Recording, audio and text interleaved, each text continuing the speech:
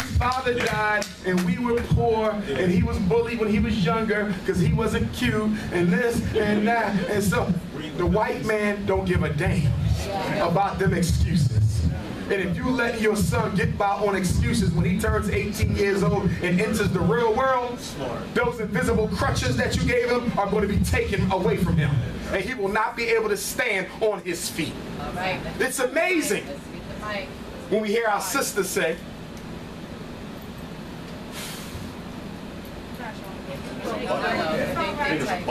it's amazing when we hear our sisters say that we ain't got no good black males. And we know that's not true. But for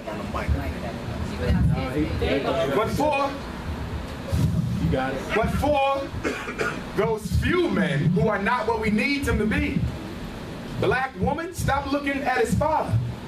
Because for many of them, the father wasn't there. It is the mother that is turning these boys into the type of men that no other mother will want to be with their daughter.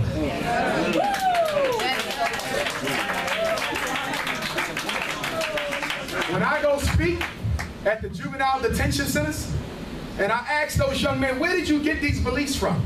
It wasn't Lil Wayne or 50 Cent. It wasn't Daddy or Uncle. Dr. Umar, my mother told me not to trudge none of these inches out here. Wow. My mother told me don't bring no skeezer to her house. It is the black mother that is turning the black boy against the black woman. Oh yeah, you better tell me I'm wrong. You will defend your son against a woman before you even investigated the charges. That girl is automatically wrong. And your son is automatically right. Look at the messages we sending out there. Why we got a black male-female relationship problem? It's because the adults keep on training the children in the exact same malfunctional, dysfunctional mindsets that we have. You'll never fix it. And that's why after we teach agricultural science, our next science is going to be science of the black family and community. Our boys and our girls will be taught how to work together, how to respect each other. That she ain't more important than you and you ain't more important than her. This is African culture and we do everything with balance. Yes, sir. We will both run the house. We will both make the decisions. We were designed by infinite intelligence with a need for the opposite gender pole. The man was designed to need the female. And the female was designed to need the man. So anytime you hear Negro talking about I don't need a man or I don't need a woman, you know you're dealing with a sick ass African. Because it is against your nature to not crave that eternal companion. So we're going to teach the girls to respect the boys. Why should you honor him? Why should you respect him? Why should you dignify his manhood? Why should you not berate and belittle? Why don't you challenge your husband in public? They're going to be taught those things. And on the flip side, the man has to be taught, why do we honor the woman? That's right. What is her relationship to the moon?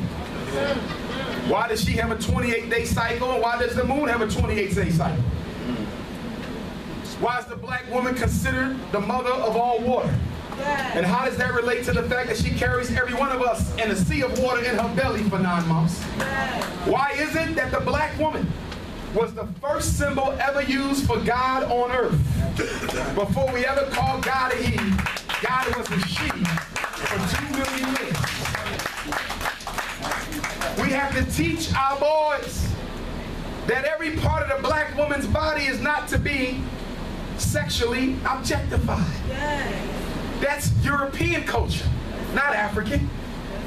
The reason in certain African cultures the women walk around without no bra because the breasts are for feeding the baby, not for male pleasure. So they didn't have to hide it because they didn't know that you was looking at it to get your rocks off. But in European culture, every a woman is a cause for lust. Her ears, her nose, her mouth, her buttocks, her eyeballs, every opening is a call for lust.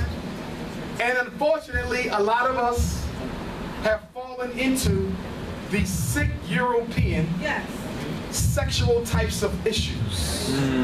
Where I'm getting emails from black women talking about, Dr. Umar, my husband only wants to have relations in this way. Sisters, if you got a man who only wants to have relations through the back door, oh, that's hard.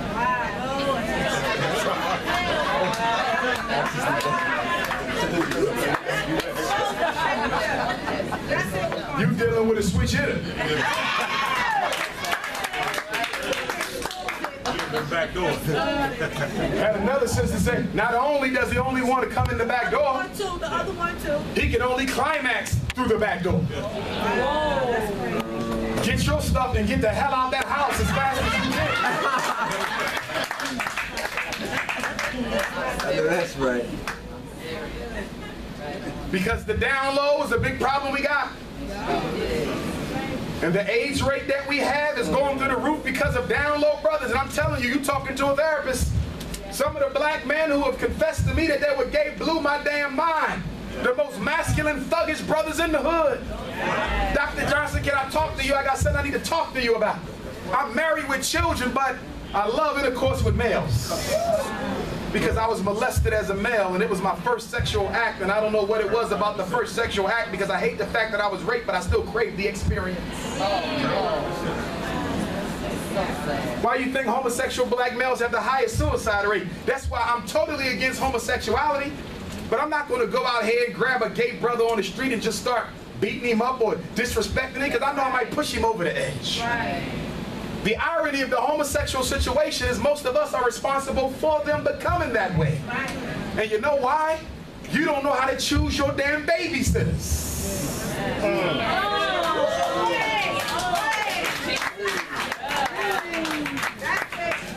9 out of every 10 homosexuals I've ever met or did therapy with in my life who are black were molested before the age of 12. That's true. It ain't their fault.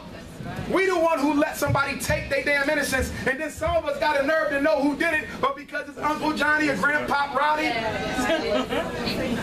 we sweep it under the rug. And so the child got to live with shame. And here you are talking about the Roman Catholic Church and how they hide their pedophiles. What about the fact you hide yours in your own damn family? You ain't no better than the damn Pope. And that's one of the issues I got with the church and the mosque. Not with the religion, but with the leaders in these mosques and churches who know that there's molestation and rape going on in these homes and won't do nothing about it. Nothing at all. Claiming to be a man of God. Covering up one of the greatest acts of shame that you could ever perpetuate against somebody. To take a child's innocence. That's right. That's my worst. A few days ago, a brother pulled me to the side out of one of the conferences I was speaking at. I knew what he wanted to talk about because I could tell in his energy. He sat me down. He said, Dr. Johnson, I know you don't support the way that I live, but you're the only person I can talk to, and I respect you enough to ask you. He's HIV positive, and he don't know how to tell his family. He wanted to talk to me. This is real, y'all. This is real. This is a few days ago. Yes. I want to go back to college, but I got AIDS. I might die in a few years. I need somebody to talk to me. I said, look, young brother, you're right. I don't agree with your lifestyle. I'll never condone it. But if you need somebody to talk to, you call me up. We have to understand something. We can hate that act all we want. Right. But those people who are perpetuators of it, they are still members of our families. Right. And even though we cannot condone the act and must fight against it, Yes. we must not be so callous to not extend a helping hand when they need one. Because they still our children at the end of the day.